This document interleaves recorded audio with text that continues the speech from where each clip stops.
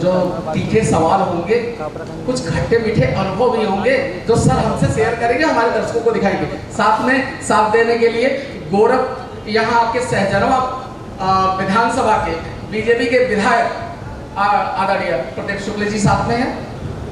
कुछ सवालों में हो सकता है कि विधायक जी की भी जरूरत पड़े, तो हम कार्यक्रम शुरू करते हैं।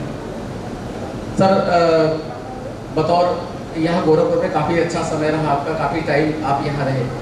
मैं चाहता हूँ पहले तो आप हमारे दर्शकों को अपने यहाँ के अनुभव शेयर कर दीजिए।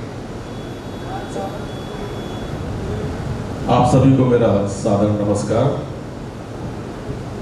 माननीय विधायक जी, आप मेरे छोटे भाई के समान हैं। बहुत दिनों बाद मुझे पुलिस के अलावा जनता बनने का मौका मिला है, मताधिकार का मौका मिला है, वोटर बनने का मौका मिला है। तो अंदर फीलिंग आने की क्या मैं भी थोड़ा माननीय टाइप का हो गया। ये गोरखपुर एक शहर है। मेरे पुराने दोस्त बैठे हैं यहाँ पे, उन्हें अच्छी तरह पता है मेरे लिए जिंदगी की लहर है। जब मुझे राजीव जी ने बुलाया कि आप तो कहीं जाते आते हैं नहीं, निकलते हैं नहीं, बड़ी मशरूफियत है आपके लखनऊ में, तमाम डिबेट वगैरह में आपको हम देखते हैं। मैं लोग संवरण नहीं कर पाया। मैं राजीव जी मैं आ रहा हूँ, मैं गोरखपुर आ रहा हूँ। अब आराध्या, आपके लिए एक बात बता रहा हूँ, मैं छोटे बच्चे मेरी बात ध्यान से सुनिएगा। किसी ने 1090 का नाम सुना है? 1090 1090 किसी ने नाम सुना? मैं बच्चों से पूछ रहा हूँ, बाकी सबने सुना है 1090। गुड। किसी लड़की ने सुना है 1090? हाँ, मालूम है क्या है? महिला सुरक्षा की योजना है। आराध्या, आपको पता है इस कहानी के 3 किरदार हैं शुरुआत के, और संजोग से वो 3 किरदार यहाँ बैठे हुए हैं। एक मैं, एक विनीत शर्मा, डॉक्टर विनीत शर्मा, और एक हरनाथ जी। कैसे शुरुआत हुई इसकी?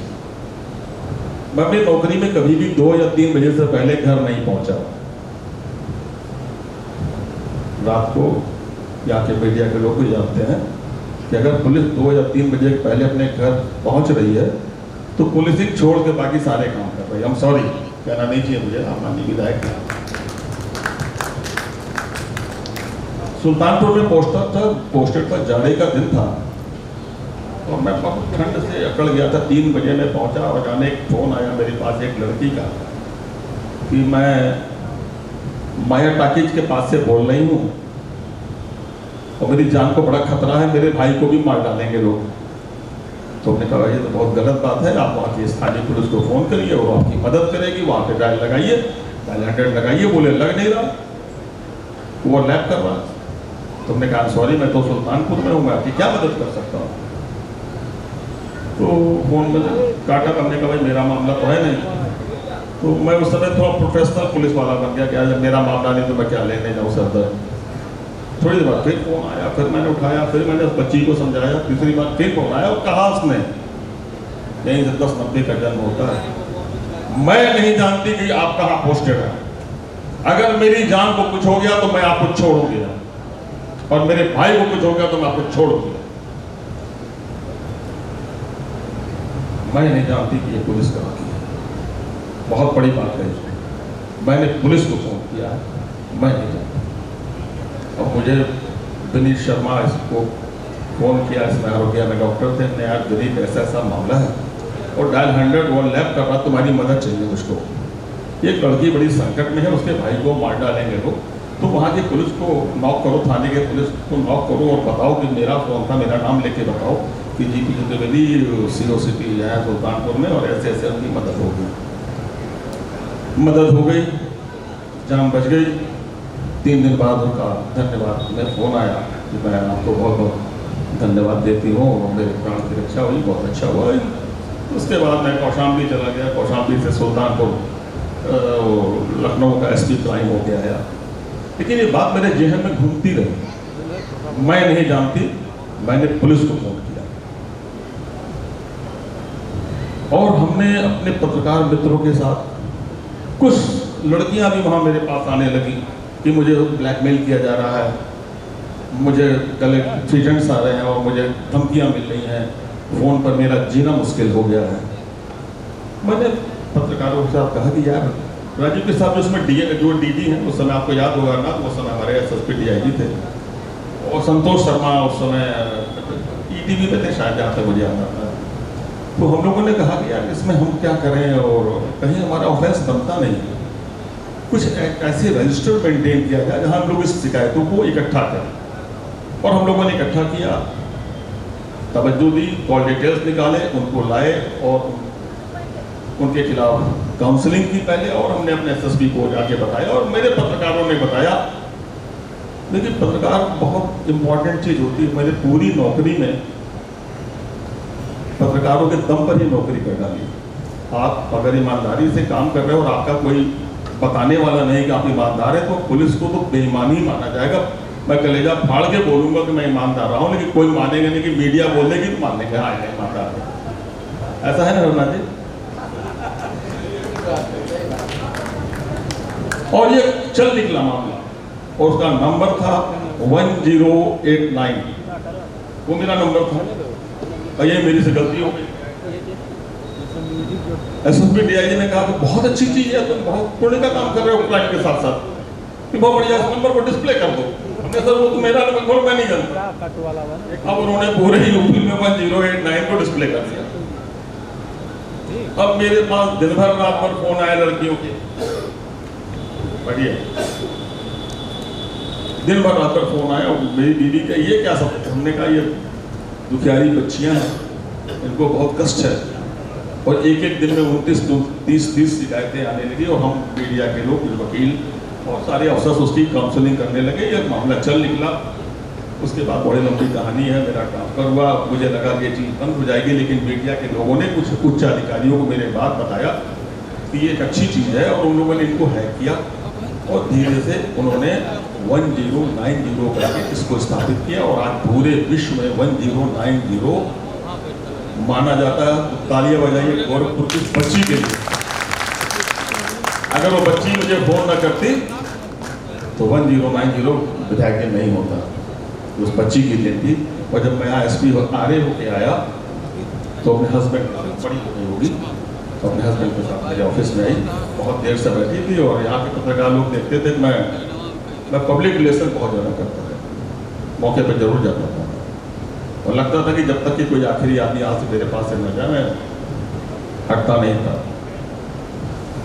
तो वो बैठे थे, हमने कहा बहुत देर से आप बैठी हो, कोई दिक्कत हो? आप बता भी नहीं रहे। बोले मुझे आपसे बात करनी है। मेरे हस्बैंड ने, हाँ बैठो। तो उसने अपना नाम लिया, मुझे उसका नाम याद था, नाम लेना ठीक है।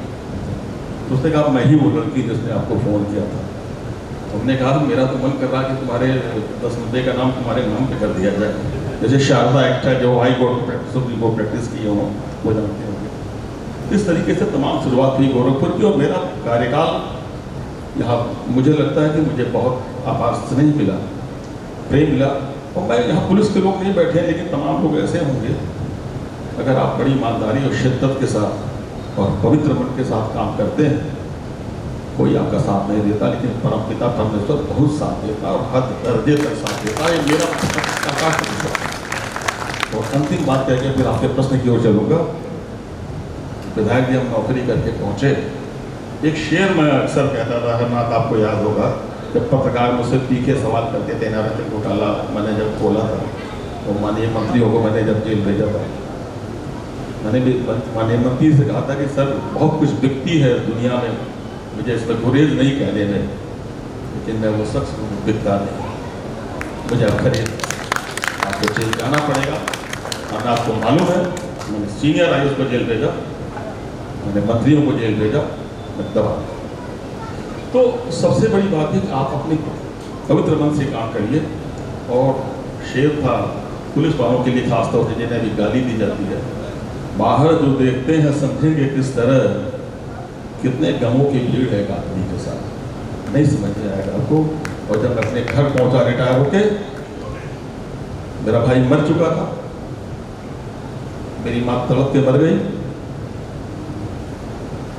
मेरे बेटे छोटे से कब जवान हुए पता ही नहीं चला, रेख निकल आई। कुछ मिलता नहीं नौकरी में, लेकिन आपके काम को होता है। और मैं दावे के साथ कह रहा हूं, किसी भी बिजनेसमैन को, टॉप लेवल को छोड़ दीजिए अंबानी ने, किसी भी बिजनेसमैन को सिपाही अच्छा से अच्छा काम करके दे देगा, जो उसे नाम मिलेगा वो किसी को कभी भी नहीं मिल सकता। आप सभी से मेरा अनुरोध है, जहां जिस काम में है अपने काम से बोलिए, मेरी शुभकामना। यही मेरा अनुरोध था। और उससे एक मेरे पास अब आपको सर वो दौर अलग था। फिलहाल इस बार हम देखते हैं कि युवा पीढ़ी जो है वो अपराध की तरफ अग्रसर होती जा रही है। ज़्यादातर अपराध करने वाले युवा पीढ़ी के ही लोग होते हैं। क्या कारण है? युवाओं में अपराध के प्रति जो आकर्षण है वो क्यों बढ़ता जा रहा है? कभी आपने उसके एनालिसिस की, कैसा क्यों होता है? सांस्कृतिक पतन मान ले इसको तो ज़्यादा आसान होगा, सामाजिक पतन मान ले तो और आसान होगा, शिक्षा के स्तर की गिरावट मान लेंगे तो बहुत ही बेहतर हो जाए। आप बताइए हमारे शिक्षा का स्तर क्या है? बहुत ही गिरा हुआ स्तर है।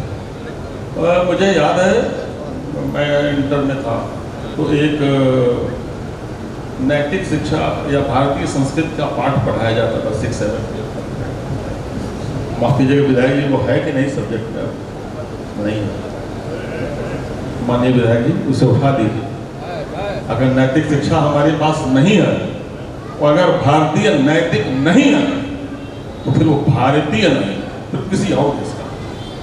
भारतीयता की पहचान है नैतिकता, उसको जोड़ दिया तो दूसरी बात, शिक्षा बिक रही, शिक्षा, स्वास्थ्य और न्याय बिक रहा है। विलंब है, सुनवाई नहीं है, थाने में सुनवाई नहीं होती, तहसील में सुनवाई नहीं होती, सिपाही नहीं सुनता, लेखपाल नहीं सुनता। और हर लड़के को चाहिए क्या? एक मोबाइल, एक बाइक, उसमें पैसा, कुछ यूट्यूब, कुछ रील, बेहतरीन कपड़े। और माँ बाप के पास तो है नहीं, कि साथ के बेटे के पास तो है नहीं, तो चैन खींच लो, छोटा सा अपराध कर लो और करने के बाद अपराध की दुनिया में एक बार जब घुस गए तो वाल्मीकि के उदाहरण तो बहुत कम मिलेंगे, एक ही मिले, बाकी में मिलता उतना है नहीं। एक बार जब अपराध किया तो करते चले गए, जब तक इस पर रोक नहीं लगेगी। हमारा सांस्कृतिक सामाजिक माता पिता गुरु जब सारी जिम्मेदारियां नहीं लेंगे, एक एक जगह सुपरविजन नहीं होगा, दंड से कोई नहीं सुधरेगा। एज एसपी ट्रैफिक मेरा डायलॉग आपको याद होगा, नाथ जी आप ने मुझसे पूछा था कि ट्रैफिक की व्यवस्था कैसे सुधरेगी। मैंने क्या कहा था? दंड से नहीं सुधरेगी, दंड देना होगा तो हजारों रुपए लगते हैं। तो आपके आचरण में होना चाहिए, आपको चलेगी तभी जो तहजीब होनी चाहिए। तो तभी जो तहजीब वाले बच्चे खो रहे हैं, कोई रोकने वाला नहीं, कोई टोकने वाला नहीं, कोई बताने वाला नहीं है। और माफ करिएगा विधायक जी, ऐसा कोई शख्स नहीं है जो उनके सामने गलत उदाहरण नहीं प्रस्तुत करता। कोई 9 गाड़ी से चल रहा है, कोई 11 गाड़ी से चल रहा है, कोई 20 राइफल लेके चल रहा है, कोई छोटे से लेके पैसे का बार पुलिस वाले बिल्कुल एक तरीके से वो फिल्मी रील बना रहे होते हैं, नॉट ऑफिसर। तो बच्चा क्या देखेगा? हिंदुस्तान में 4 सेलिब्रिटी होते हैं, 4, 5वां नहीं, पहला नेता, इससे बड़ा कोई सेलिब्रिटी नहीं होगा। उसे उच्चारण अपने कुछ आदर्श प्रस्तुत करने पड़े। दूसरा फिल्म स्टार, तो क्रिकेटर, और तीसरा पुलिस ऑफिसर, चौथा फिल्म स्टार, क्रिकेटर और चौथा पुलिस ऑफिसर। ये चारों को बहुत ही उच्च आदर्श। फिल्में क्या दिखा रही हैं, फिल्में क्या सिखा रही हैं, हमारे नेता क्या आदर्श को उपस्थित कर रहे हैं। ये सारी चीजों में परिवर्तन होना चाहिए, सोच का परिवर्तन होना चाहिए। जब तक हम सोच नहीं बदलेंगे, हम बच्चों को बिगड़ते हुए देखते रहेंगे, न पीटते रहेंगे, जेल भेजते रहेंगे, वकील साहब लोग जमानत कराते रहेंगे, हिंदुस्तान तमाशा बन जाएगा। शुरुआत करेगा कौन? शुरुआत करेगा कौन? हाँ, आपने मुझसे एक सवाल पूछा था, अभी पूछे, नहीं भी पूछेंगे, अभी वो आगे पूछेंगे, उसी में उसका उत्तर। आपने पूछा पुलिस निरंकुश हो गई, इसी में उसका उत्तर। विधायक जी सही बात है, पुलिस निरंकुश है। आप तो सत्ता में बोलेंगे नहीं, क्यों? पुलिस निरंकुश है, सत्ता निरंकुश होती है भाई साहब, सत्ता सर कहा गया सत्ता होती है निरंकुश। छोटी सी बात है पूरी करने के लिए। मान सिंह सो रहे थे, अपने कैंप में सो रहे थे, अचानक उनकी नींद खुली और उठे और राणा प्रताप पे आक्रमण कर दिया। ये सही बात है कि झूठ बात है? ये सच है कि झूठ है? झूठ है, ये झूठ है। मान सिंह राणा प्रताप पर आक्रमण करने क्यों जाएंगे जब तक उनका राजा नहीं कहेगा? राजा कहेगा तभी तो सेना जाएगी दोस्त, अपने मन से सेना कहीं नहीं जाएगी। मतलब कटघरे में कहीं ना कहीं विधायक जी नजर आ रहे हैं। नहीं, मैं ये भी नहीं कहूंगा। सत्ता पक्ष के तो ये है, जिम्मेदारी इनकी है ना साहब। यही तो गलतफहमी हम सारे भारतीय लोगों की है कि सत्ता पक्ष को उंगली उठा देते हैं। क्यों? आपने इनको कितनी बार घेरा, कितनी बार इनको आज आए, मैं तो कह रहा हूँ सारे लोग घेर लीजिए इनको, मत जाने दीजिए। मैं भी आपके साथ बैठता हूँ, परिवर्तन करके जाइए, विधायक की बात करके जाइए। है किसी ने मदद खाने के भूख लग जाएगी किसी को, तमाम काम याद आ जाएंगे। देखिए नेता आंदोलन से चलता है, भीड़ से चलता है, अकेले नहीं कर जाएगा। अब उसकी भीड़ का हिस्सा बन के देखिए तो क्यों नहीं 1919 में महात्मा गांधी ने पूरे भारत को आजाद करा दिया चंपारण में। सर आप भी तो वही, भीड़ नहीं आई तब तक आंदोलन नहीं कर पाए। सर आप तो वही कह रहे हैं, लीक पकड़ के तीन चले, कायर गाड़ी कपूर, और बिना लिख के तीन चले शायर सिंह सपूर। हाँ? साहब हम भी उसी भीड़ का हिस्सा बने रहेंगे तो फिर हमारे में और अन्य लोगों में अंतर क्या रहेगा? रह जाएगा। भीड़ दो तरह की होती है, posh of the medical crowd, मामा साड़ी की बुक आपने पढ़ी होगी, तुझे याद होगा। भीड़ दो तरह की है, एक भीड़ होती है उन्मादी, जो किसी गोरखपुर में उन्मादी हो गई और आंदोलन वापस हो गया। गोरखपुर बड़ी क्रांतिकारी भूमि रही है, उन्मादी भीड़ ना बनाइए, भीड़ को सैनिक बनाइए, सैनिक की तरह बात करिए, विद्यार्थी की तरह बात करिए।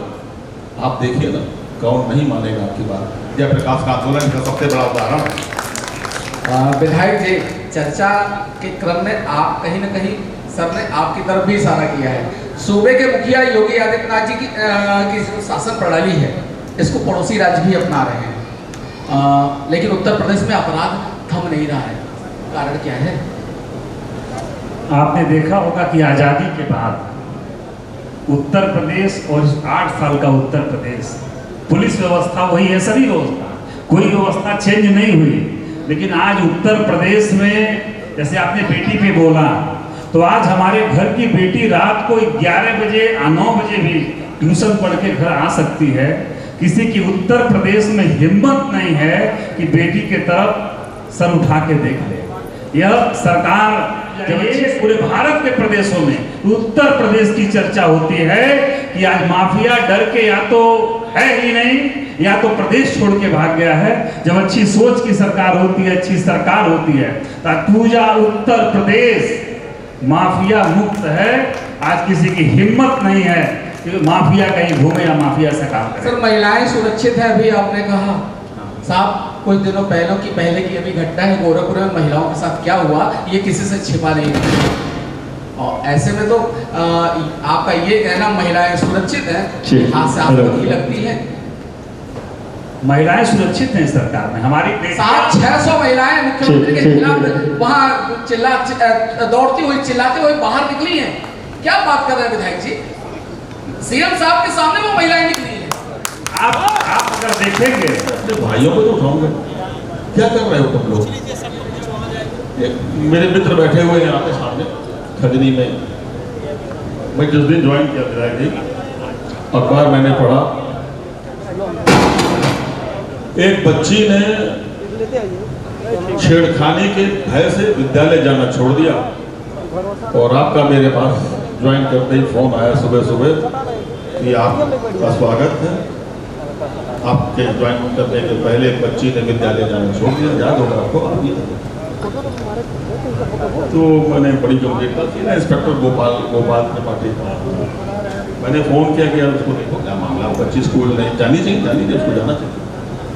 तो इंस्पेक्टर तुम्हारे अभी भी वो 1965 17-16 वाले तो सहती है, तो वो कहा था मैं देख लेता हूँ, मैंने सिपाही भेज दिया। दूसरे दिन फिर इन्होंने फ़ोन किया और फिर पेपर में निकल गया। मैंने गोपाल को सुबह फ़ोन किया, आज दोपहर में उस बच्ची के घर जाऊंगा, मेरे नाप की चूड़ी मंगवा लेना। आपको याद होगा ये मैंने कहा, मैं चूड़ी पहन के जाऊंगा, मैं नामर्द हूं अपनी बहन बेटी की रक्षा नहीं कर पाता, धिक्कार है वर्दी पे, याद है आपको? गोपाल वहां पहुंचे, वो लड़के पकड़ के आए, मैंने एक ही बात कहा, दंड का विधान है तो बड़ी मीडिया हावी हो गई है नाथ जी, लाठी को भी दंड ही कहा जाता है। तो तय कर लो किस विधान में जाओगे। दंड के विधान में जाओगे तो किसी पासपोर्ट सरकारी नौकरी के काबिल नहीं रहोगे, और इस दंड के विधान में जाओगे तो यही सजा तुम्हारे लिए काफी, आपके माता पिता तय करेंगे। आपको याद होगा फिर बाकी को। और एक भी छेड़खानी की घटना आप अखबार के पन्ने उठा लीजिए, आप सारे के सारे थानों के मेरे अधीन थे उनका रोल दिखवा लीजिए, केस डायरी दिखवा लीजिए। एक आत्मोवेश छोड़ के मैंने एक घटना नहीं होने दी, और मेरी ये बात अपने पुलिस के लोगों से बिल्कुल पुरजोर तरीके से रहती थी। अगर तुम अपनी बहन बेटी को अपने इलाके में रक्षा नहीं कर सकते तो आप ये टांगो, घर जाओ, खेती करो, ये तो करना पड़ेगा। नहीं करेंगे तो ये तो होगी। और पुलिस को तो अंकुश होना चाहिए, बहुत अंकुश होना चाहिए। हाथ है मेरा, हाथ अपने मन से किसी की पॉकेट में नहीं घुस जाएगा। मतलब आप ये कहना चाहते हैं पुलिस वास्तव में निरंकुश है? भी एक बात बताओ, एक हाथी को शराब पिला दो कैसी हालत पर रहेगा? देखा है कभी आप? मैंने देखा। घोड़े को पिला के देख लो, मालूम कितनी धाराएं होती है एक दरोगा के पास। आईपीसी, सीआरपीसी करते करते 364 एक्ट उसके पास हैं। कितने? 364 एक्ट। इंद्र के पास खाली वज्रासन का उसका दिमाग में सनक जाता था, किसको मारना। भाई 364 एक्ट लेके बैठा तो थोड़ा निरंकुश होगा ना, तभी तो एक सेटअप बनाया गया। तो सेटअप क्या बना? दरोगा के ऊपर सीओ, सीओ के ऊपर एडिशनल, एडिशनल पर एसपी, एसपी के ऊपर डीआईजी, डीआईजी के बाद आईजी, आईजी के ऊपर डीजी, डीजी के ऊपर प्रशासन, प्रशासन के ऊपर मंत्री, मंत्री के ऊपर मुख्यमंत्री। किसके लिए बना? एक दरोगा के लिए बना ये सेटअप, एक दरोगा के लिए। क्या बात? एक दरोगा के लिए बना था सेटअप। आपका ध्यान नहीं जाता तो कितना बिगड़ाल होता है, आपको पता है? वो बिगड़ाल क्यों नहीं होगा? डाइवर्जन कर दीजिए पावर्स का, देखिए पावर का डाइवर्जन करके कि ये एक्ट तो बनेगा, लेकिन माननीय विधायक जी के कहने पर लगेगा। ये एक्ट तो बनेगा, लेकिन ग्रामीण पत्रकार एसोसिएशन के अध्यक्ष कहने पर लगेगा। प्रजातंत्र की व्यवस्था है ये एक्ट आप लगाएंगे तो, लेकिन महिला मंडल के अध्यक्ष के कहने पर लगाएंगे। तुम्हारी बपौती नहीं कानून। ऐसा करने की हिम्मत है किसी में? करके देखिए, दबाव इंसान रहेगा और आपके नौकर की तरह काम करेगा। शुरुआत विधायक से करते हैं। क्यों विधायक जी? अगर पहल क्यों ना आपकी ही तरफ से हो? आज सरकार का जो कार्य है और किसी भी मामले में जिस तरह से सरकार एक एक मामलों को देखकर उसको बारीकी से काम कर रही है, आज चाहे हमारे किसी भी विभाग का मामला हो, चाहे पुलिस का मामला हो, चाहे जो भी आप देखेंगे, वह एक पारदर्शिता कि सरकार और जनता में एक पारदर्शिता बनी रहे, वैसे कार्य कर रही है किसी भी मामले में। विधायक जी, लंबे समय से प्रदेश में दलितों के साथ अपराध मुद्दा बना हुआ है, इसका क्या कारण है? दलितों के साथ अपराध क्यों नहीं थम रहा है? लंबे समय से चल रहा है, आपकी बात ये सही है, लेकिन कहीं ना कहीं इसमें काफी सुधार आया है। आप चाहे गांव में देखिए, चाहे कहीं, काफी सुधार। जो अपराध गांव में बढ़ता था, अब किसी के निजी प्राइवेट अगर परिवार में बात है तो अलग विषय है, लेकिन आज यह इस सरकार में 8 सालों में काफी सुधार आया है। अगर तुलना करेंगे आप पिछली सरकारों में, तो 8 साल में बहुत सुधार आया है। साहब, आपने तो मीडिया के क्षेत्र में भी काम किया है, पुलिस विभाग में बतौर पुलिस अधिकारी रहे, गोरखपुर में बतौर एसपी ग्रामीण के पद पे भी आप रहे। सर, कैसा लगता है इस एक जो नई भूमिका, नई पारी जो आप खेल रहे हैं अभी? बेहतरीन सांस लेता हूँ, बहुत छुट्टी नहीं लेनी पड़ती। आपको मालूम है दोस्तों, मैं वो बदनसीब बेटा हूँ जिसके बाप की लाश, बड़ा बेटा हूँ, बड़ा बेटा, 48 घंटे तक इसलिए इंतजार करती रही कि मुझे छुट्टी नहीं मिली।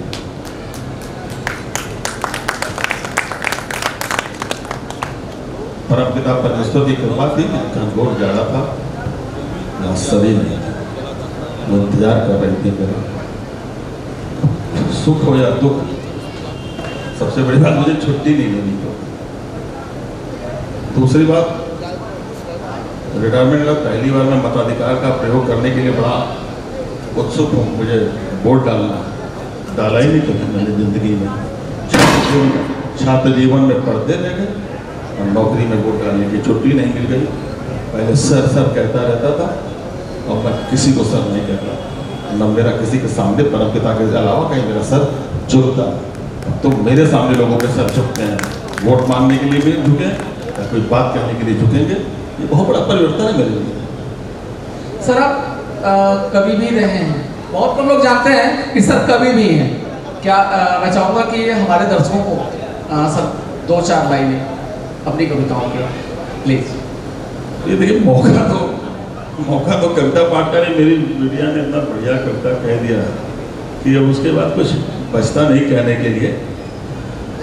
लेकिन 2-4 छंद मैं आपको देने की कोशिश करूंगा जो शायद एक पुलिस अफसर के रूप में मैंने एक बार लिखा था। स्वागत है। छोटे छोटे सपनों को मेरे भी तो जीने दो। पुलिस वालों के भी सपने होते थे, लेकिन उसकी हंसी उड़ाई जाए। छोटे छोटे सपनों को मेरे भी तो जीने दो, दर्द का बिस्तर है फिर भी जरा सोने दो। क्या बात है, क्या बात है सर। मेरा एक बचपन था, कत्ल हुआ बचपन में। बचपन में मेरे माता पिता ने मेरे सपनों को मार डाला। तुम्हें ये पढ़ना है, ये बनना है, ये बनना है। भारत में स्वाभाविक विकास की प्रक्रिया शिक्षा के तहत नहीं है। मेरा एक बचपन था, कत्ल हुआ बचपन में, सूखे हुए आंसू हैं फिर भी जरा रोने दो। क्या बात है, क्या बात है सर, क्या बात है। बहुत बहुत भाई, तालियां आप लोगों की कमजोर है। सर ने वास्तव बहुत अच्छी, जरा डीपली जाकर के सोचेंगे तो अंदर से फिर आपको वो फीलिंग समझ में आएगी। खैर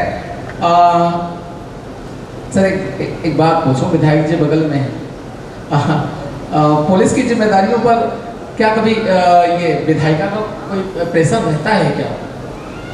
मैं आपको बहुत अजीब बात बता रहा हूँ अमरनाथ, आपको जानते हैं,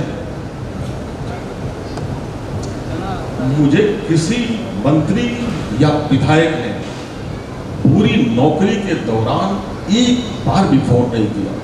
ईश्वर से साक्षी होकर बोल रहा हूं, कभी नहीं किया। किस बात का प्रेशर? मुझे तो लगता था मेरे कार्यकलाप से विधायक खुद प्रेशर पर रहते थे। उदाहरण बता रहा हूं आपको, और शामली में था मैं, तो इंद्रजीत सरोज और वाचस्पति जी विधायक थे हमारे, और एक दयाराम जी थे, बड़े सभ्य लोग थे। तो मैं खड़ा था BVIP में और सरोज जी ने बुलाया, अरे भाई SP श्री रातू साहब को बुलाओ। गया, मैंने जय हिंद किया। बोले आपसे बात हो सकती है? अरे हमने कहा माननीय मंत्री बताइए, यार आप इतनी भीड़ रहती है आपके यहाँ, जितने भी लोग मुझे बताते हैं इतनी भीड़ रहती है कि आपसे बात करना मुश्किल है। दयाराम जी आप क्या गए थे किसी दिन क्या? हमने कहा उन्होंने तो मुझे शर्मिंदा कर दिया। दयाराम जी विधायक थे, बहुत बड़ी बात थी, और मेरे यहाँ बाहर बेंच में बैठे हुए थे। मैं जब बाहर निकला विधायक जी, तो मैं देख के सन्न रह गया। हमने आप यहाँ क्यों बैठे हैं? आप अंदर क्यों? बोले इतनी भीड़ थी, मैं कैसे जाऊँ, आप सबको सुन रहे हैं। हमने कहा पूरा प्रोटोकॉल तोड़ के ये क्या कर दिया आपने? अंदर आइए। बोले नहीं आइए, मेरी बात सुन लीजिए। सुना, आप लाइसेंस नहीं देते बंदूकों का? नहीं देता, नहीं देता। अगर कोई कहता था मुझे लाइसेंस चाहिए, तो मैं लिखता था, पूछता था क्यों? जान का खतरा है। किससे? शुक्ला जी से। तो शुक्ला जी को बुला लेता था, क्यों भैया आपसे इनको खतरा, आपके खिलाफ क्या कार्रवाई करूँगा? वो लाइसेंस वाला तो पागल कि भैया कहाँ दुश्मनी इन लोग आती, नहीं दूंगा। कैसा वो सुरक्षा के लिए सिक्योरिटी गार्ड बनाने, प्रोवाइड एक्ट में प्रोविजन नहीं है कि आपको हम एक बंदूक दें और आप किसी की सुरक्षा करें, ये आपका काम नहीं है। पुलिस सफल है या असफल है, पुलिस करे, हम नहीं देंगे। तो मैं दावे से कह रहा हूँ, नाम नहीं लूंगा। मैंने माफिया एक जगह पोस्टिंग के दौरान मैंने माननीय मुख्यमंत्री जी के कहने पर भी लाइसेंस नहीं दिया था। मैंने कहा उसके विरुद्ध एक अपराध है, 302 का मुकदमा है। उन्होंने कहा वो मुकदमा खत्म हो गया तुम्हारा, तुम होश में हो। हमने कहा सर जो फॉर्म भरा जाता है, कई वकील साहब बैठे हैं, लेकिन सर्वोच्च न्यायालय के वकील बैठे हैं, वो एक्ट जो भरा जाता है, क्या आपके विरुद्ध किसी प्रकार का कोई अपराध किसी थाने में पंजीकृत है? यही तो है शुक्ला जी, माननीय विधायक, यही तो लिखा है फॉर्म में जी। तो लिखा जाता है हाँ या ना, आगे ये नहीं लिखा है कि ये मुकदमा छोड़ दिया गया, ये एक्ट डलवा दीजिए, मैं लाइसेंस दूंगा सर। मैं उसूलों से समझौता नहीं करता, मैं कानून बिटवीन द लाइन चलता हूँ, और कभी कोई नहीं बोलेगा, वो पति भी नहीं बोलेंगे आपको।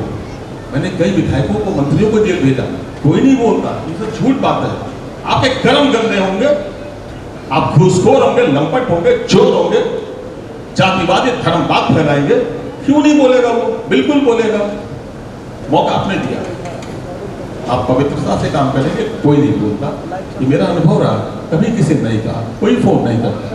हाँ, यहाँ के विधायकों से पूछिए, मेरे समय शीतल पांडे जी थे, नितिन सिंह जी थे, कोई फोन नहीं करता था, अपना आराम से मैं काम करता था। क्यों करेंगे जब उनका काम हो रहा है? उनका काम भी तो जनता का ही काम है ना।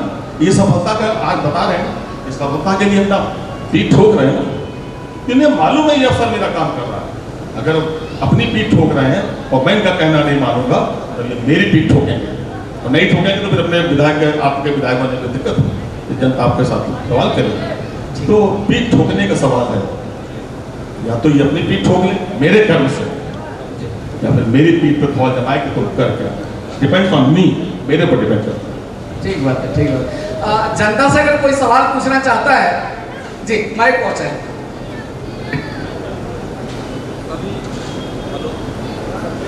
माइक चेक करिए भाई, दूसरी माइक दीजिए, वो चालू करोगे सर। केवल सवाल, केवल सवाल। हाँ, सभी मंचासीन लोगों को मेरा प्रणाम है। मेरा सवाल माननीय विधायक जी से है। विधायक जी, इतने दिन हो गए बीजेपी के कार्यकाल को लेकर के, हम बीजेपी के प्रतिनिधि के तौर पे आपसे, या सरकार के प्रतिनिधि के तौर पे मेरा सवाल आपसे रहेगा कि पूर्व में जो सरकारें थी, जिस तरह से उसमें भूमाफिया सक्रिय थे, सिस्टम के साथ मिल करके जमीनों को कब्जा किया जाता था। अब सिस्टम आप समझ रहे होंगे, लेखपाल, कानूनगो, तहसीलदार, एसडीएम, सबको मिला करके जो है जमीन को कब्जा किया जाता था। क्या वो परिस्थितियां इस सरकार में बदली हैं या नहीं?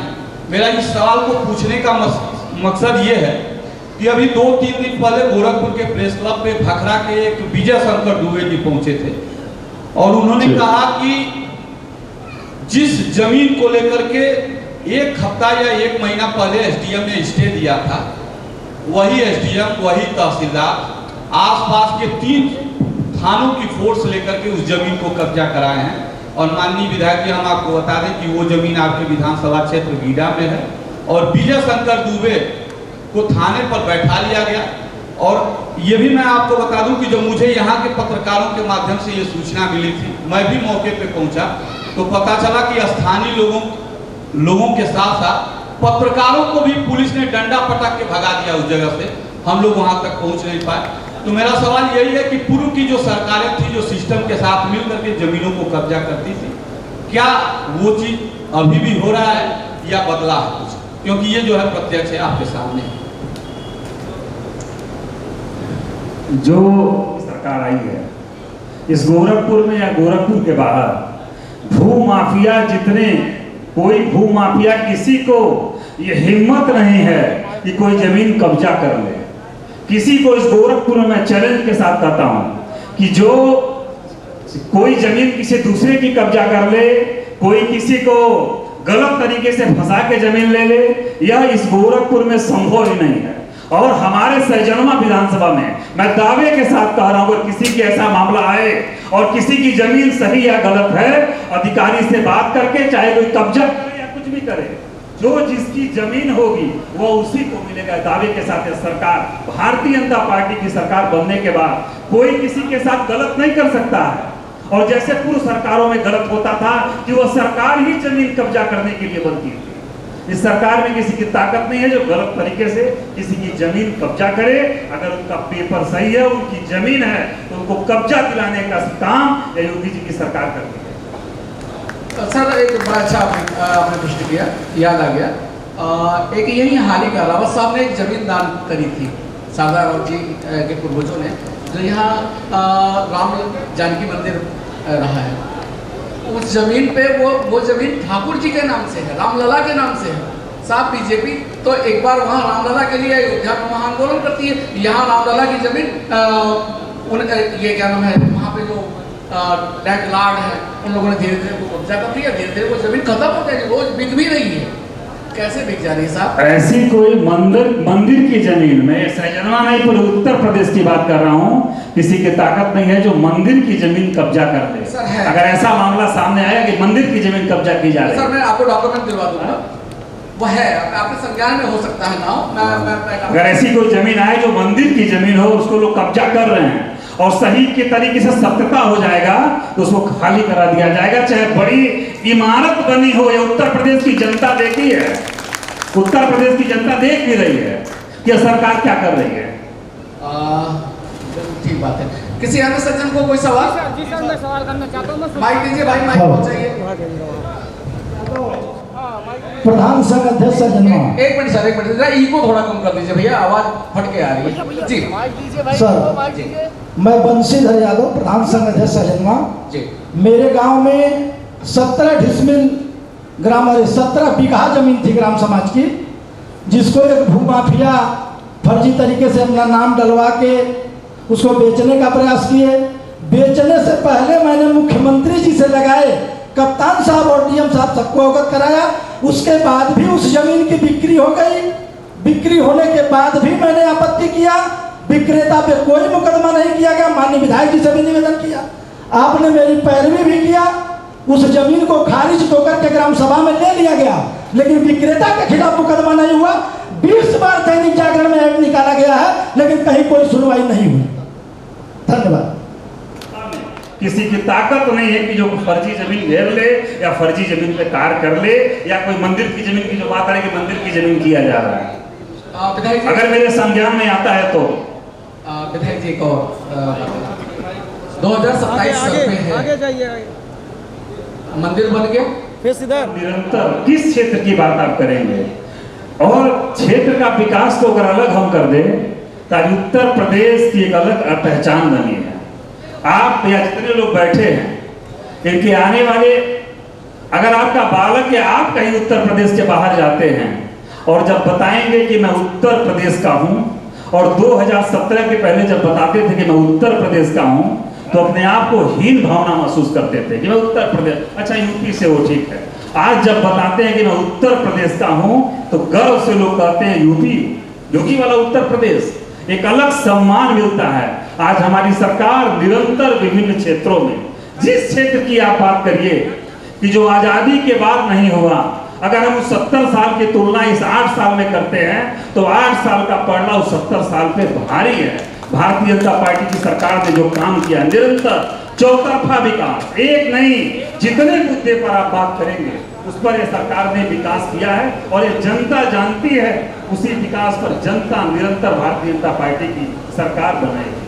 सर मेरा एक प्रश्न है विधायक जी से, क्योंकि स्थानीय विधायक हैं, मैं सहजनवा से पत्रकारिता करता हूं। सर मंदिर की जमीन हो चाहे किसी की जमीन हो, उसको मैं न्यूज चलाया था सर, उसमें स्थानीय विधायक, पूर्व विधायक भी थे, और स्थानीय तहसीलदार के द्वारा मुझे बहुत प्रताड़ित किया गया और मुझे बुलाकर ऑफिस में तक ये कहा गया कि इस प्रश्न को आप मत उठाइए, मंदिर का मामला है, मंदिर के लोगों को जाने दीजिए।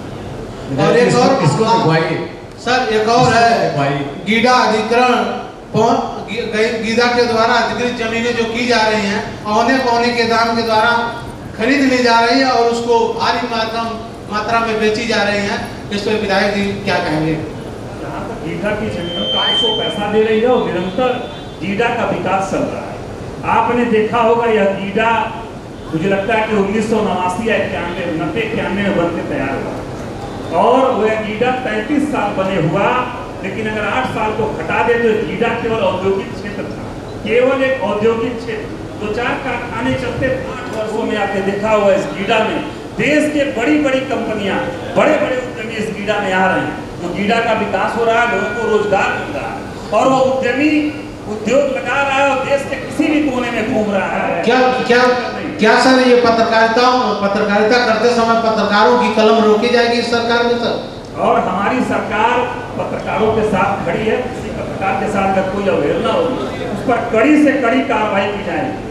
और इस सरकार ने जितना पत्रकार के लिए किसी भी घटना या दुर्घटना में जो कार्य किया गया है वो पिछली किसी सरकार में। मैं बधाई देता हूं सरकार को, मगर मुझे कल ही तलब किया गया था तहसील सहजनवा में, क्या विधायिका हम लोगों का सहयोग कर पाएगी? मिलेगी पत्रकार के खिलाफ कोई ऐसा किया होगा तो उनके खिलाफ कार्रवाई।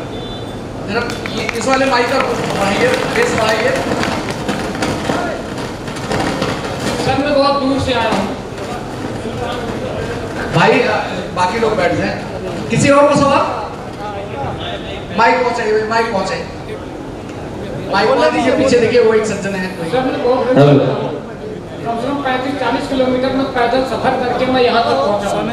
मैं सुल्तानपुर से आया हूँ, मिल्कीपुर से अयोध्या फैजाबाद नाका तक मैं पैदल 12 बजे से मैं फिर यहाँ के लिए चला हूँ। 24 घंटे हो गए, अभी मुझे नींद नहीं आई। नींद तो आ रही है, आत्मा सभी छोड़ के भागी जा रही है, मैं उसे कंट्रोल नहीं कर पा रहा। जो भी कुछ एक टुकड़ा जमीन था मैंने उसे अपने माँ बाप से खरीद कर लिया। पर मुझे क्यों इतना मजबूर किया गया कि मैं अपनी जमीन को मैं खुद खरीदूं? क्या मेरे यहाँ पत्रकार नहीं है? मैं गोरखपुर से अपने शिव कुमार भैया को लेकर गया कि भैया मुझे दबाया जा रहा है, मुझे खत्म कर दिया जाएगा। क्या मेरे यहाँ विधायक नहीं है, मेरे यहाँ सांसद नहीं है? ये मेनका गांधी जी के साइन है। उन्होंने ऑर्डर किया विदुषी सिंह को, विदुषी सिंह को कैप्चर कर लिया जाता है ब्लॉक के अंदर में। शिव कुमार सिंह ब्लॉक प्रमुख है, जिनका वीडियो मेरे पास में है, लिखित प्रमाण पत्र भी है, दस्तखत भी है। सर अपनी जान बचाने के लिए मैं भीम निषाद जो गोरखपुर से है, समाजवादी पार्टी से राष्ट्रीय सचिव है, मैं उनको डोनेशन भी देता हूं कि मेरी इज्जत बचाने के लिए कीमत बोलो। ये 10,000 का ट्रांजेक्शन है। समाजवादी पार्टी किसी को अगर बुरा लगता है तो वो बोल सकता है। सर ये व्यक्तिगत सवाल है, सुनिए। बिल्कुल नहीं सॉरी, ये इसके लिए सवाल है, दूसरा कोई सवाल नहीं। ये व्यक्तिगत समस्या है, व्यक्तिगत समस्या पे कोई डिबेट नहीं। बाकी इसको आप जनता दरबार में इसको लेकर के सीएम साहब के वहां जाइए, वहां की समस्या का समाधान। आखिर ऐसा क्यों साहब? ऐसे अगर ऐसा ही चलता रहा तो प्रेमचंद का होरी दम तोड़ देगा।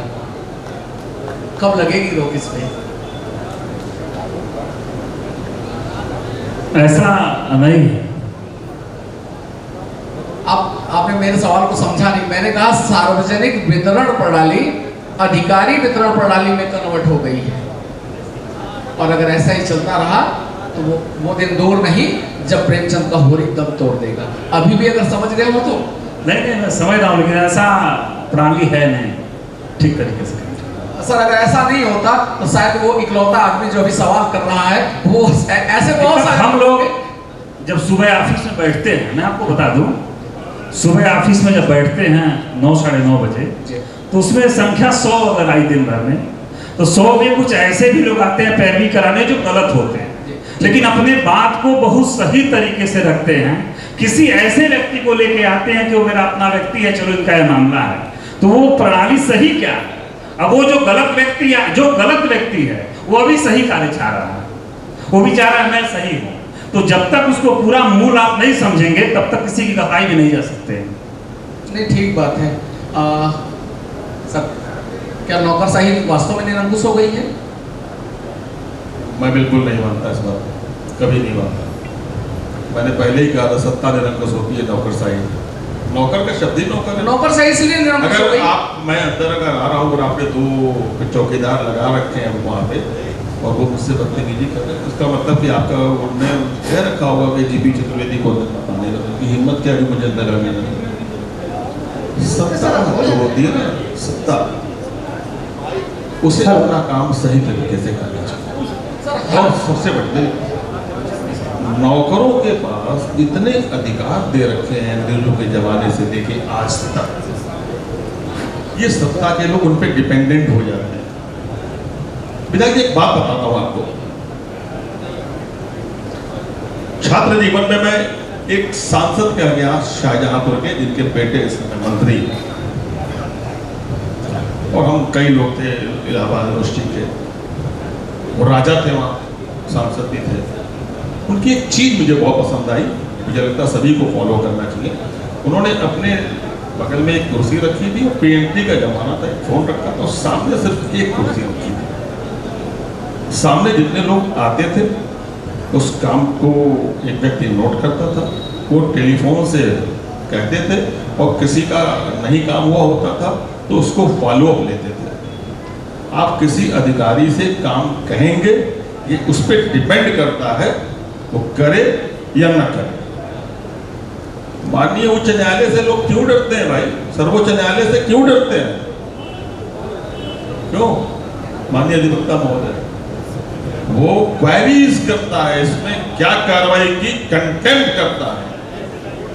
जब तक कि सत्ता में बैठे लोग कंटेम्प्ट नहीं करेंगे, फॉलो नहीं करेंगे, उसे दंडित नहीं करेंगे, उसे उल्टा नहीं टांगेंगे, सत्ता तो निरंकुश रहेगी। लगा उतने पावर आपने क्यों दे रखे हैं इसको? आप ही ने दिया है। फिर तो होरी मर जाएगा सर। हाँ जी, फिर तो होरी मर जाएगा। कैसे नहीं? वो नहीं होगा। आप आशावादी हो। अब देखिए नया युग आ रहा है, नए विधायक आ रहे हैं, नए लोग आ रहे हैं, नए लड़के आ रहे हैं, नई सोच के लोग आ रहे हैं। बदलना, आप विधायक बनेंगे तो क्या आपकी सोच ऐसी रहेगी? माफ कीजिएगा, मैं तो कहता हूँ विधायक बन गए तो क्या आपकी सोच ऐसी रहेगी? नहीं रहेगी। आप इस सोच के साथ जाइएगा, वहाँ पे पुरानी सोच के साथ नहीं जाइएगा। तो अब ये आए हैं, नई सोच के लोग हैं, नए हैं, नई बात रखेंगे, अपनी विधानसभा में बात करेंगे अपने। और मैं सबसे कहता हूँ, कोई भी नेता हो, कोई पत्रकार, राजशेखर उस समय आउटलुक में थे, बहुत कम लोगों को पता होगा मैं 3 साल पत्रकार भी रहा हूँ। वो क्लास ले रहे थे, उन्होंने पत्रकारों से कहा काउंटर और क्रॉस नहीं करोगे तो पत्रकार नहीं हो, दलाल हो। ये शब्द बहुत सही क्रॉस करो। अरे भाई सुनो यार, वहाँ मर्डर हुआ है, सुनने में आ रहा है। आपने तो अरे सर, आपने सीधे मुझे ही फोन कर दिया, अरे SP साहब वहाँ मर्डर हुआ है, आप कहाँ से हो रहे हैं? पता लगा मर्डर हुआ ही नहीं। आप पहले वहाँ क्रॉस करो, फिर काउंटर करो।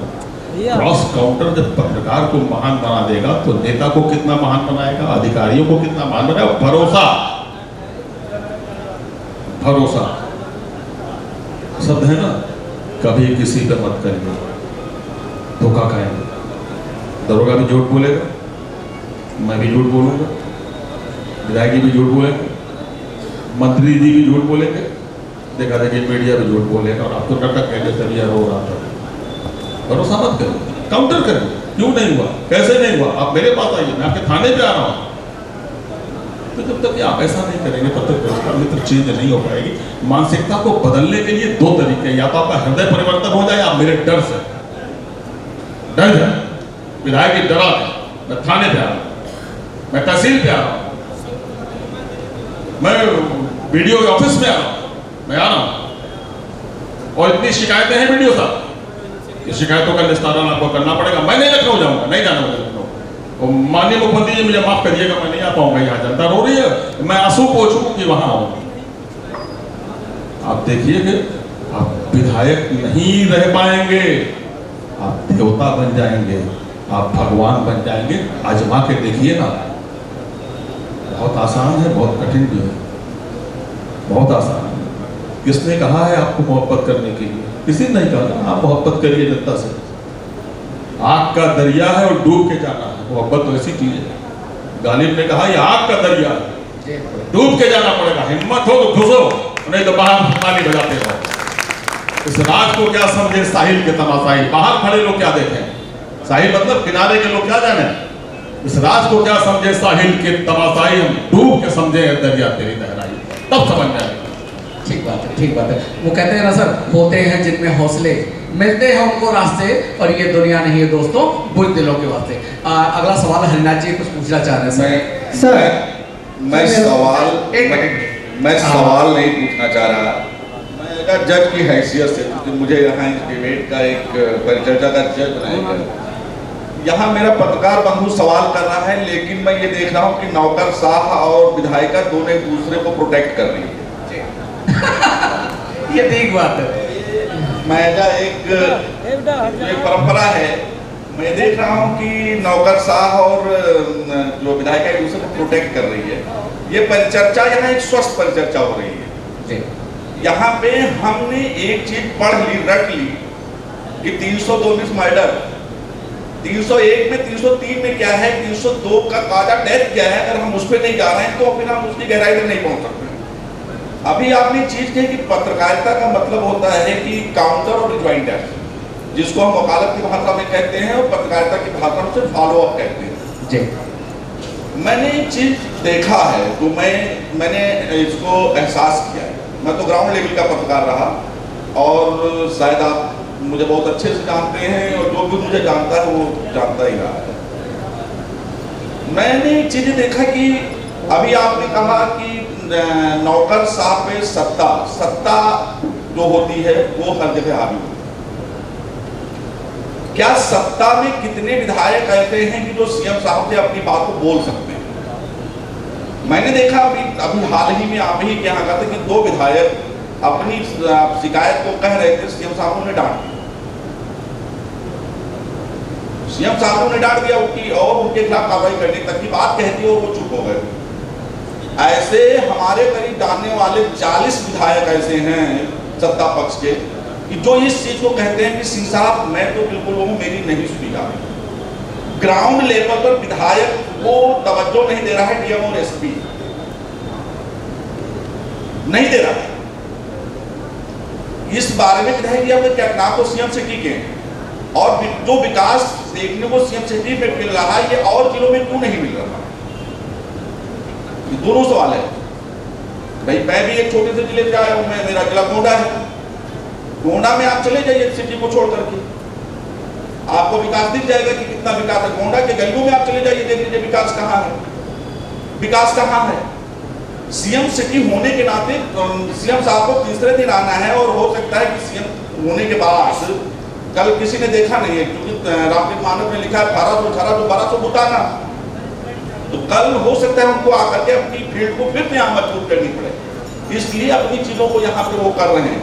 बाकी हमें 10 जिले ऐसे बता दीजिए जहाँ पूर्ण विकास गोरखपुर की तरह हुआ है।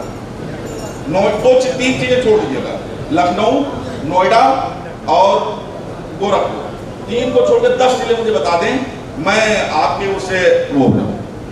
आपने देखा होगा उत्तर प्रदेश सरकार बनने के बाद पहली जो सरकारें थी वो कभी दिन में लाइट मिलती थी। मैं बात आपको रोकना चाहूंगा।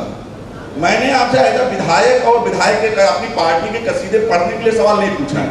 मैंने ग्राउंड लेवल का सवाल पूछा है। जो भी जिस आप बिजली की बात कर रहे हैं, राजीव गांधी ग्रामीण परियोजना की थी, वो कांग्रेस की लाई हुई परियोजना थी और वो जब तक मेरी बात आप सुनिएगा, वो परियोजना और उस पैसे को जो नहीं जानता है नहीं जानता है। आप जाइए तो उस पैसे को रिलीज कांग्रेस ने किया था और आपने फीता काटा। मेट्रो को लाने वाली सपा का फीते आपने काटे। अगर आप उसको अपना बता रहे हैं प्लीज नहीं, जो जनता नहीं जानती उसे नहीं। मैं एक जागरूक हूँ, मैंने ग्राउंड लेवल पे और आज 24 साल तक मैं विधानसभा कवर कर रहा हूँ, मुझे ये पता है कि कहाँ से क्या हो रहा है। तो वही मैं आपसे जानना चाह रहा हूँ। मैं उस राजीव गांधी की बात पे भी नहीं जा रहा हूँ, हम 17 पे जा रहे हैं। उस 2016 में 8 घंटे बिजली मिलती थी और उत्तर प्रदेश में ऐसे 1-2 शहर थे जहाँ बिजली 22 घंटे 24 घंटे मिलती थी। आज वही चीज वही व्यवस्था 2017 के बाद। रोकूंगा आपको, 6 घंटे रोस्टर ग्रामीण में है, आप किसी भी अधिकारी को बुला लीजिए। 6 घंटे रोस्टर अगर ग्रामीण में है तो बिजली मिली मुझे 18 घंटे, और यही तब थी। आज में और आज आपका सुनिए 1 मिनट प्लीज। आप अगर AK शर्मा को उठा के ले लीजिए, बिजली अधिकारियों के सामने घुटने टेक दिए। अब वो राम की तीर निकाल रहे हैं और लक्ष्मण के बाण निकाल रहे हैं, वहां से संजीवनी ला रहे हैं, लेकिन उनकी भी कोई अधिकारी सुनता नहीं। अगर आप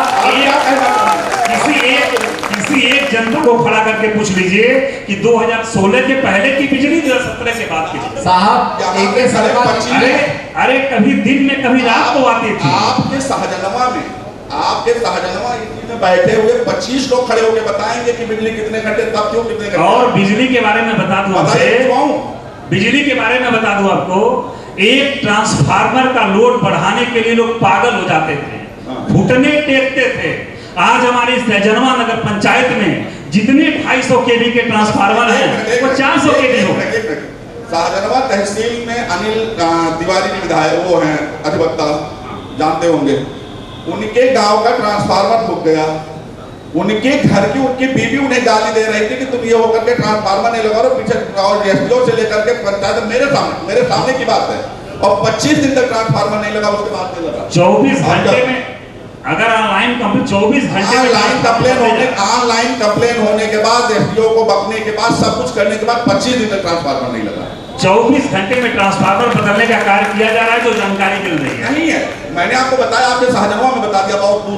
और सरकार की योजना जितने ट्रांसफार्मर के लोड बढ़ाने का काम जो सरकार कर रही है, यह कभी नहीं होता था, कभी नहीं होता था। अच्छा, दूसरी चीज आपने ये कही जमीन कब्जे की लेकर के, क्या आप इस चीज को मानने के लिए तैयार हैं कि आपकी पकड़ नौकरशाही पे है?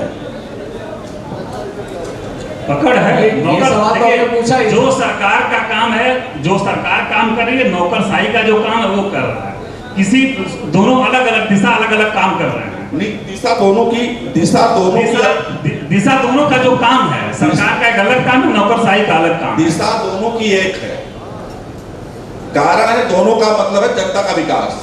दिशा दोनों की अलग अलग अगर आपने कह दिया तो इसका मतलब है कि ग्राउंड लेवल ही नहीं, जैसे दोनों का काम है एक है ना, हमारा समझेगा नहीं, काम एक है, आपका काम है मॉनिटरिंग करना। प्रजातंत्र का मतलब होता है कि जनता के लिए, जनता के द्वारा, जनता का चुना गया अधिकार को ही प्रजातंत्र कहते हैं। तो जनता की आवाज उठाने का काम आपको दे दिया गया। आप ही के सीएम सिटी में अभी एक विधायक वो मंत्री जी बोल करके गए और इतने लोग कसीदे, मैं मांगा था लेकिन मैंने सोचा रहने दो। उन्होंने कहा गांव में गंवार रहते हैं, उनकी लाइन थी। उन्होंने कहा कि गांव में गंवार रहते हैं और एक विधानसभा सीट के लिए टिकट देने की जो कीमत होती है, अगर उस कीमत को क्या एक नॉर्मल व्यक्ति अदा कर सकता है? मैं बिल्कुल सही भी कहूंगा, निषाद पार्टी के पास 8 सीटें, बैड लक में 1 सीट के लिए किसी की सिफारिश करने गया था, मैं नाम नहीं लूंगा, बैड लक एक किसी और यहीं पे बैठे हुए कोई पत्रकार मेरे साथ गया हुआ था। क्या वो कीमत जो लगाई गई वो पूरी प्रॉपर्टी बेचने के बाद भी वो कीमत नहीं थी? और मैं आई विटनेस हूं, इसको लिख करके मैं सीएम के सामने कह सकता हूं, पीएम के सामने बोल सकता हूं। अगर इस तरह की चीज करने वाले व्यक्ति तो आज हमको खड़े होकर के राजनीति के सीधे गांव में, हम गांव से बिलोंग करते हैं, अगर हम गंवा रहे हैं तो मंत्री जी को चुन के किसने भेजा? नहीं, जनता ने भेजा है। और आज जनता, और आप बैठे थे, चलिए मैं तो एक जज की भूमिका में साहब ये इसका जवाब तो विधायक जी एकदम ना दे पाएंगे, क्योंकि वो पार्टी ही अलग थी। ये अलग पार्टी, अलायंस साइड की पार्टी से। आप एंकर हैं और मैं जज हूं। जज का राइट्स है कि वो किसी भी चीज को जब तक सेटिस्फाई ना हो तब तक ये गंवार शब्द नहीं, ये भाव है। जैसे उन्होंने कहा कि ग्रामीण पत्रकार गांव का कार्यक्रम, वो एक भाव है। उन्होंने गंवार, मेरी बात को आप प्रोटेक्ट मत करिए, आप मतलब उनके मत चले जाइए स्वामी प्रसाद मौर्य पर इस सूत्र पर गंवार मतलब उन्होंने गंवार शब्द पर्टिकुलर 4-5 बार यूज किया। इट मींस मेरी ऐसा ये होने क्या, इस पे आपकी क्या प्रतिक्रिया है? क्या आप भी मानते हैं कि गांव की जनता गंवार है? और आपके यहाँ पर्टिकुलर आपके क्षेत्र में ये कार्यक्रम हुआ है और इस कार्यक्रम में आप क्या इसमें लेंगे? अगर आप नहीं लेंगे तो मैं लूंगा इसमें। I will take action in high court, other CM house. आप बताएं कि आप उस पर क्या एक्शन लेंगे। मैं माइक ऑफ कर रहा हूं, आपका मैं सुनना चाह रहा हूं। लेकिन ऐसा उन्होंने कहा है तो उस पर मुझसे बात दूसरा सवाल मैं माननीय ज्ञापक चतुर्वेदी साहब से करना चाहूंगा। आपके बारे में तो मैंने जो चीज देखा है, मैं एक अनुभव शेयर कर रहा हूं आपके बारे में कि एक शिकायत पहुंची, आप एसपी ट्रैफिक थे लखनऊ और प्रमुख सचिव रहे थे अनिल कुमार गुप्ता साहब। मैं बैठा हुआ था, आपकी एक शिकायत पहुंची कि आपका सिपाही, ट्रैफिक सिपाही 10-10 रुपये घूस लेता है।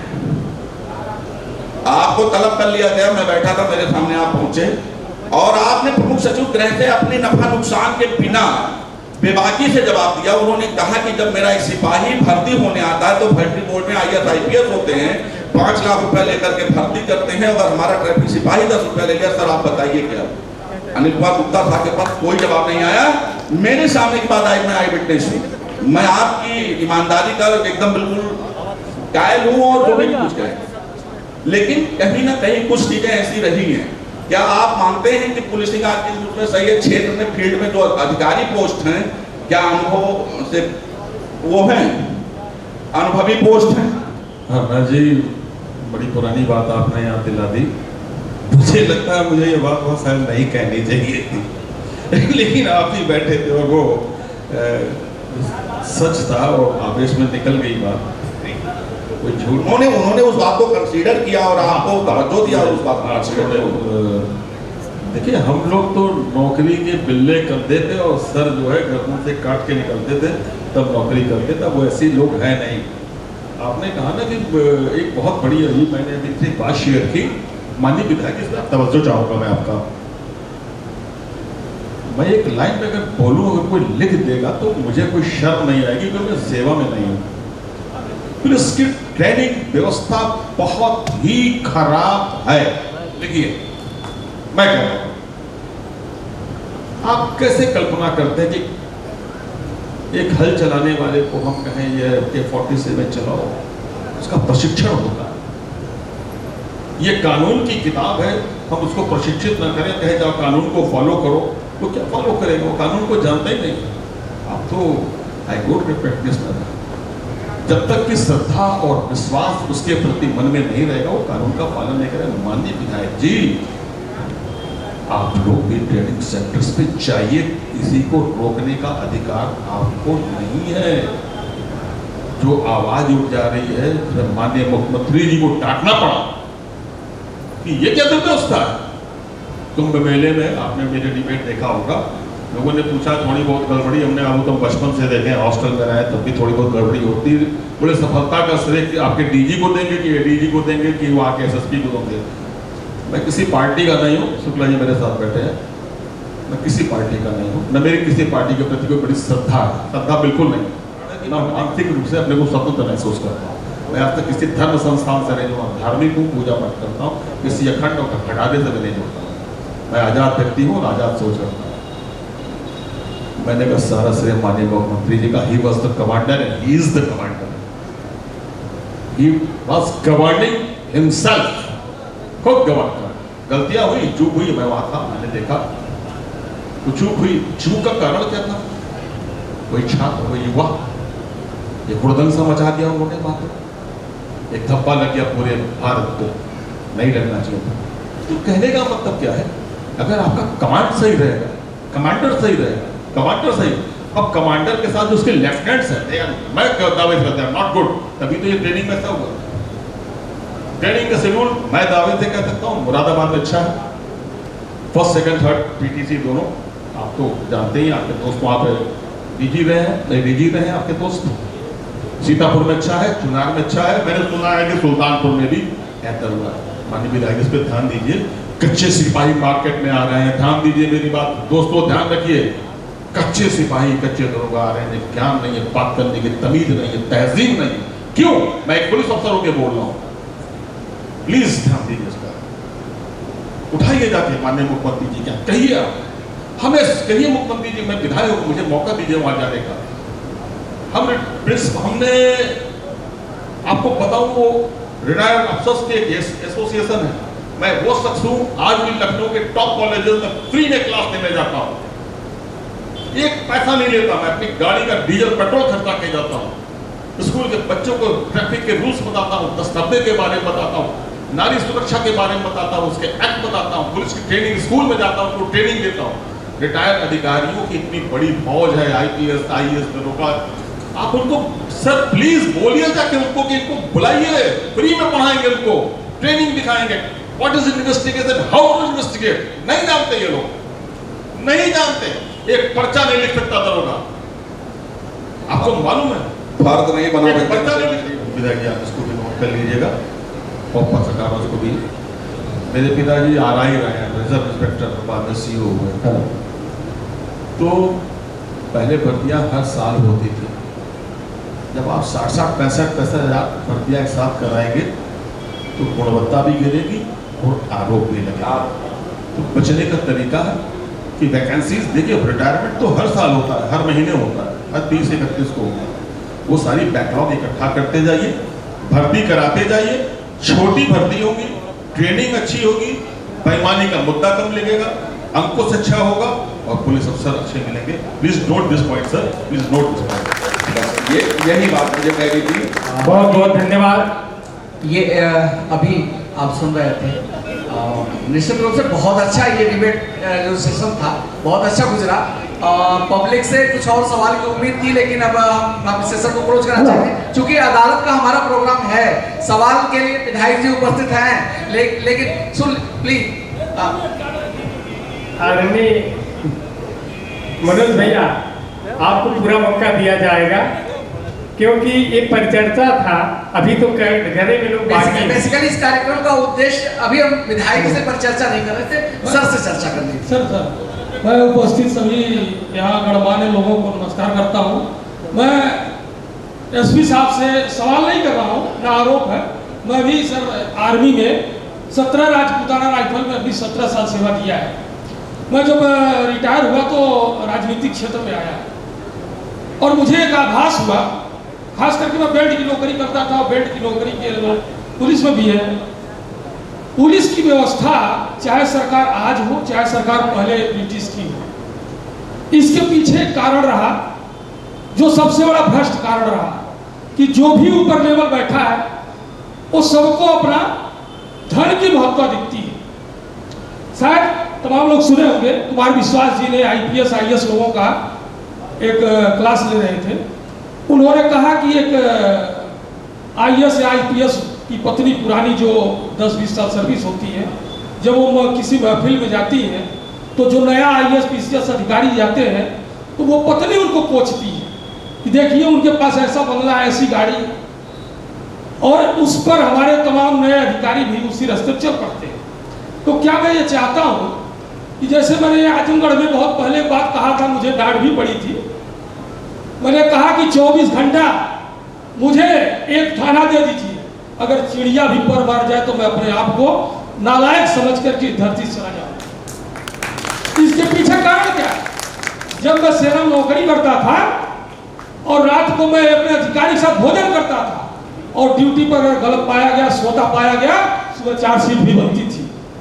लेकिन मैंने अभी तक किसी CO, किसी SO, किसी कप्तान साहब को मैंने नहीं देखा कि रात को ड्यूटी पर जाए और हमारा पुलिस किस चौकी पर क्या घटना चल रही है, किस थाने पर क्या चल रही है, जो आप अभी सरकार रहे थे, कोई पकड़ करके सस्पेंड नहीं किया। हम अगर ले जाते हैं मुद्दा, जैसे कोई जनता आती मेरे पास कि सर मुझसे 5,000 रुपया मांगा गया, 5,000 मैंने कहा कि लिख करके दीजिए, स्वीकार होगा। ठीक बात, बिना लिखे नहीं। समझ गए ठीक। और दूसरी चीज सर, दोस्त जैसे सर पूछ रहे थे, ठीक है, माननीय मंत्री जी ने कह दिया गवाह, भाव ऐसा शब्द है कि हमने भगवान कृष्ण को भी बावरा कह दिया। भाव ऐसा शब्द है कि मैंने भगवान श्री कृष्ण को बावरा कह के भी बुलाया। तब वो भाव होता है जनता के प्रति, अगर नेता का भाव है, बाबू भू कह देते हैं और बावरा भी कह देते हैं। ये नेतागिरी है, जनता को किसी तरीके से अपने भाव में बांधना होता है। ये राजनीति होती जो मैं समझता हूँ सर। खैर आपके कहने का बहुत दूसरा था। एक्चुअली ये प्रबुद्ध वर्ग का कार्यक्रम चल रहा था। सर मेरा सवाल है कि हो गया ये बेसिकली कार्यक्रम प्रबुद्ध